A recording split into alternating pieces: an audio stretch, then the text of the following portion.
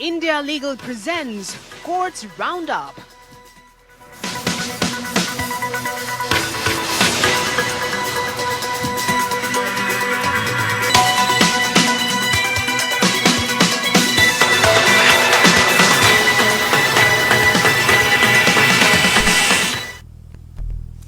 नमस्कार, आप देख रहे हैं हमारी खास पेशकश कोर्ट्स राउंडअप। मैं हूं आपके साथ नेहा दुबे। इस बुलेटिन में अगले आधे घंटे हम आपको कोर्ट से जुड़ी तमाम छोटी बड़ी खबरों से करवाएंगे रूबरू। कोर्ट की कार्रवाई और सुप्रीम कोर्ट से लेकर हाई कोर्ट्स और लो कोर्ट्स तक के फैसलों को रखेंगे आपके सामने। तो आइए शुरू करते हैं और एक नजर डालते हैं फिलहाल हेडलाइंस पर। समलैंगिकों को सुप्रीम कोर्ट से झटका। सुप्रीम कोर्ट ने सुनाया बटा हुआ फैसला। समलैंगिक शादी को मान्यता देने से इनकार। कहा समलैंगिक शादी पर कानून बनाना संसद का काम।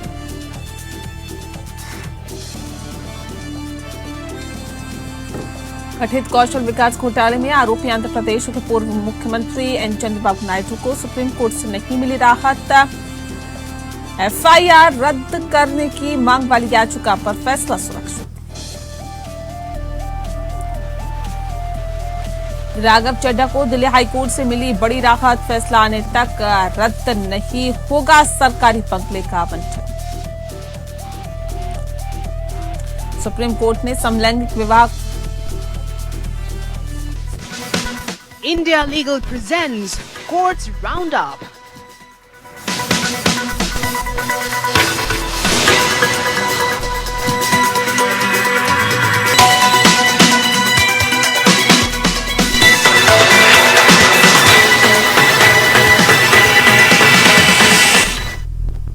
सुप्रीम कोर्ट ने समलैंगिक विवाह को कानूनी तौर पर वैधता देने से इनकार कर दिया है। सुप्रीम कोर्ट की सीजेआई जस्टिस डीवाई चंद्रचूड़ की अध्यक्षता वाली 5 न्यायाधीशों की संविधान पीठ ने 3-2 के बहुमत से इस फैसले से कहा है कि इस तरह की अनुमति सिर्फ कानून के जरिए ही दी जा सकती है और कोर्ट विधायी मामलों में हस्तक्षेप नहीं कर सकता है।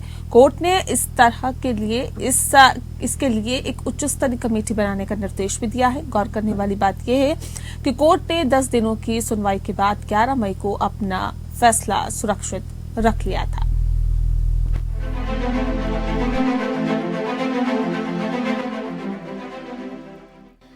समलैंगिक शादी को मान्यता देने से सुप्रीम कोर्ट ने मना कर दिया है।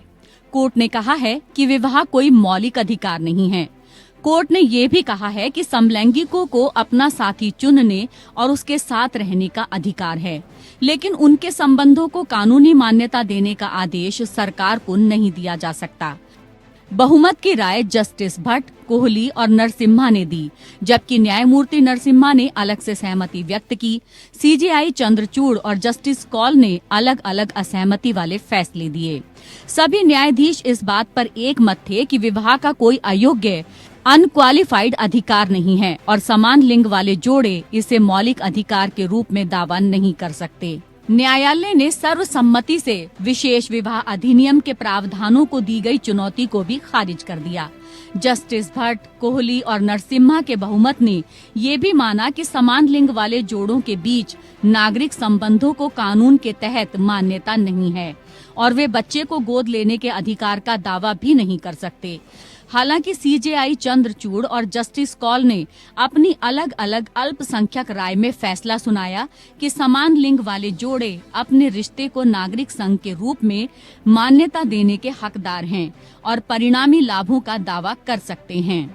सीजेआई चंद्रचूड़ ने ये भी कहा कि विशेष विवाह अधिनियम के प्रावधानों को खत्म नहीं किया जा सकता है।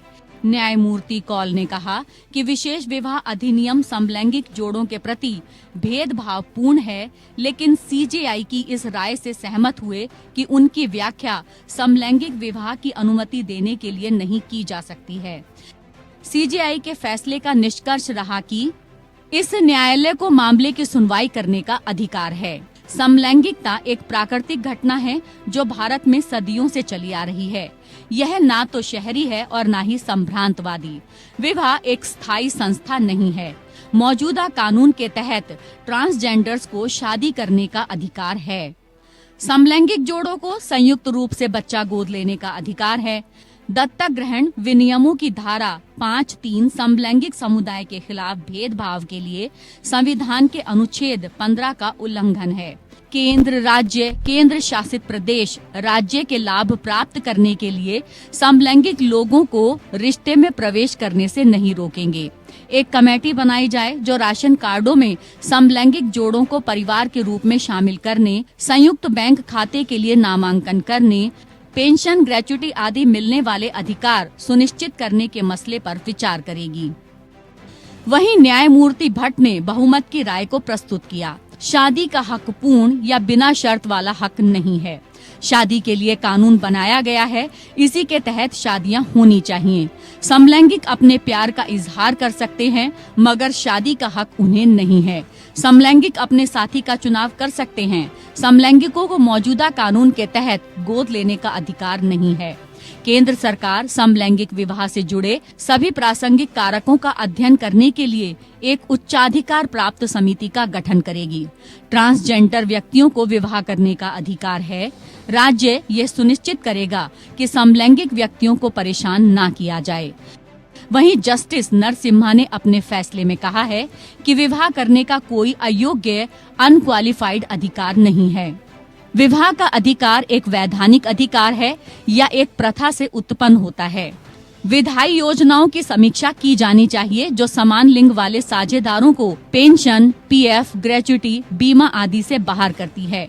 न्यायमूर्ति भट्ट द्वारा दिए गए कारणों से विशेष विवाह अधिनियम और विदेशी विवाह अधिनियम को संवैधानिक चुनौती विफल होनी चाहिए। विवाह को प्रतिबंधित करने वाले नागरिक संघ के अधिकार को मान्यता देना संविधान के रूप में स्वीकार्य नहीं होगा। वहीं जस्टिस कौल ने कहा कि समलैंगिक संबंधों को प्राचीन काल से ही न केवल यौन गतिविधियों के लिए बल्कि भावनात्मक संतुष्टि के संबंधों के रूप में मान्यता दी गई है। मैंने कुछ सूफी परंपराओं का उल्लेख किया है। न्यायालय ने संवैधानिक नैतिकता को अपने फैसले को आधार बनाया है, न कि सामाजिक नैतिकता को। यह क्षण ऐतिहासिक अन्याय और भेदभाव को दूर करने का एक अवसर है और समलैंगिक विवाहों को अधिकार देने की आवश्यकता है। 5 जजों की बेंच ने 10 दिन की सुनवाई के बाद इसी साल 11 मई को अपना फैसला सुरक्षित रख लिया था। भारत में समलैंगिक विवाहों को कानूनी मान्यता देने की मांग करने वाली याचिकाओं पर निर्णय लेने के लिए न्यायालय को बुलाया गया था। Bureau report, APN।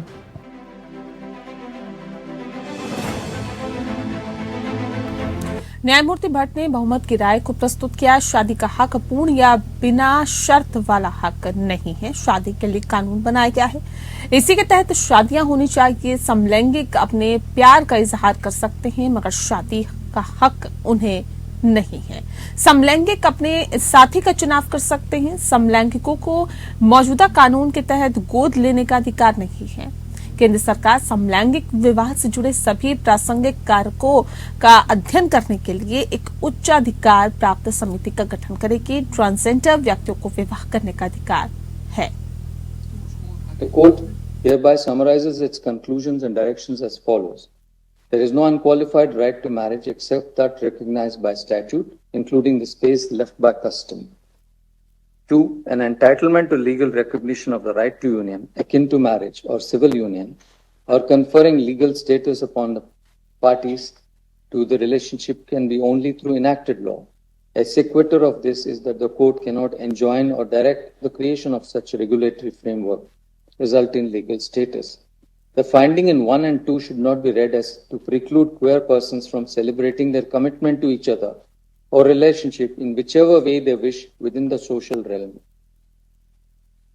4. Previous judgments of this court have established that queer couples have a right to union or relationship, be it mental, emotional, or sexual, flowing from the right to privacy, right to choice and autonomy. This does not, however, extend the right to claim a legal entitlement to any legal status for the said union or relationship. The challenge to SMA on the ground of underclassification is not made out. Equality and non-discrimination are basic foundational rights. The indirect discriminatory impacts on relations in relation to earned or compensatory benefits or social welfare entitlements to which marital status is a relevant eligibility criteria for queer couples who exercise choice to form relationships have to be suitably addressed and removed by the state. These measures need to be taken with expedition because inaction will result in injustice and unfairness with regard to enjoyment of these benefits available to all citizens who are entitled and covered by such laws. वहीं chief justice Chandrachud ने अपने फैसले में कहा कि न्यायपालिका कार्यपालिका के कार्यक्षेत्र का हनन नहीं कर सकता। समलैंगिक विवाह का मसला सरकार तय करेगी। State may choose from a number of policy outcomes.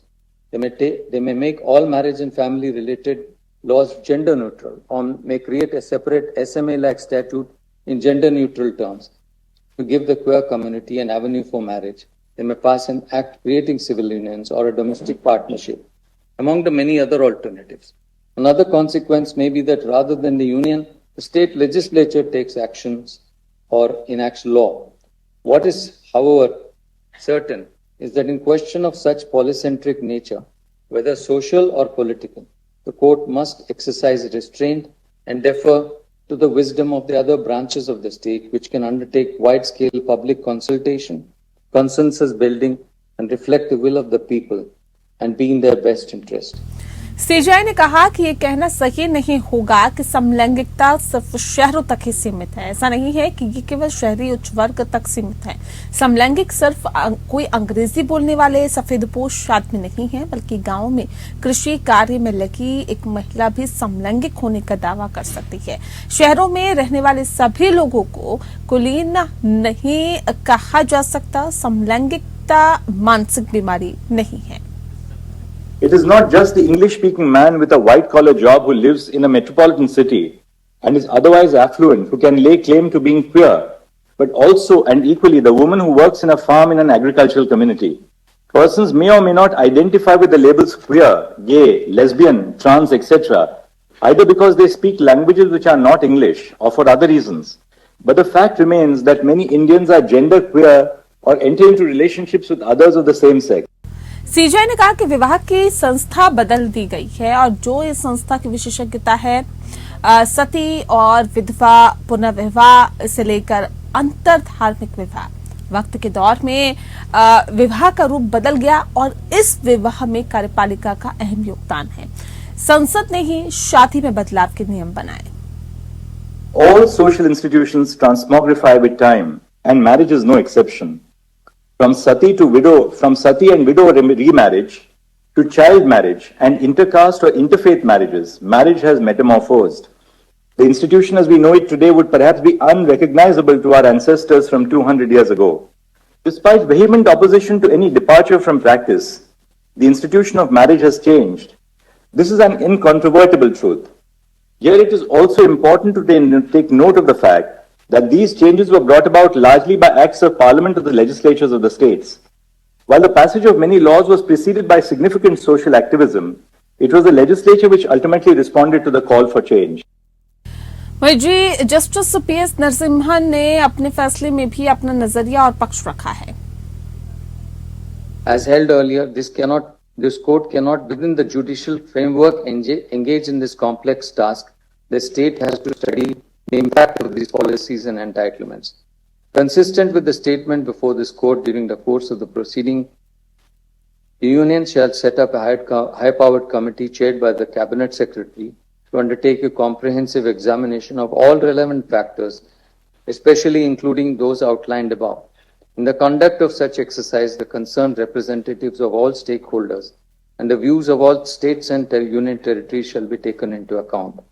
The discussion on discriminatory impacts is in the context of effects of the existing regimes on the queer couples. When a heterosexual couple's right to live together is not contested, the logic of the discriminatory impact faced by queer couples cohabiting together would definitionally, however, not apply to them. Transgender persons in heterosexual relationships have the freedom to and entitlement to marry. Regulation 5.3 of CARA regulations cannot be held void. At the same time, the court is of the opinion that CARA and the central government should appropriately consider the realities of de facto families where single individuals are permitted to adopt and thereafter start living in a non-matrimonial relationship. In an unforeseen eventuality, the adopted child in question could face exclusion from the benefits otherwise available to adopted children or married couples. This aspect needs further consideration, for which the court is not the appropriate forum. Furthermore, the state shall ensure, consistent with the previous judgments of this court, that the choice exercised by the queer and LGBTQ couples to cohabit is not interfered with, and they do not face any threat of violence or coercion. All necessary steps and measures in this regard shall be taken. The respondent shall take suitable steps also to ensure that queer couples and transgender couples are not subjected to any involuntary medical or surgical treatment. The above directions are in relation to transgender persons are to be read as part of and not in any manner whittling down the directions in Nalsa, Supra, so far as they apply to transgender persons. The questions are disposed of in the above terms.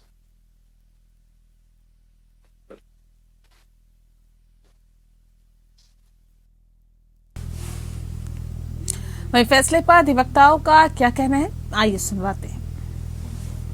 I welcome the decision of Honorable Supreme Court in which they have not permitted the same-sex marriage. Some people try to spoil the atmosphere of Indian system, but I am happy that Supreme Court of India has accepted the version of the Government of India in which it was argued that the court has no power to give this right of same-sex marriage. It is the only right of the Indian Parliament. Today it has been accepted by Honorable Supreme Court, and we are happy. While two of the honorable judges, the Honorable Chief Justice and Justice Kaul, have recognized that a civil union can be recognized within the Constitution, three of the honorable judges have said that this is a policy decision to be left within the domain of the legislature and have not recognized a civil union. However, all five judges have agreed that the fundamental right of marriage is not a fundamental right which can be recognized within the Constitution, and that these are matters of policy which have to be left to the Parliament. However, all five judges have emphasized that during the hearings, the learned Solicitor General had suggested that a committee be set up, chaired by the Cabinet Secretary, which will look into the concerns of homosexual couples and operationalize certain rights that should be available to homosexual couples. And they have all emphasized that this committee should sit and look into these concerns and then take appropriate steps. और इसी के साथ रुक रहे हैं छोटे से break के लिए, चल लौटते हैं। India Legal presents Courts Roundup.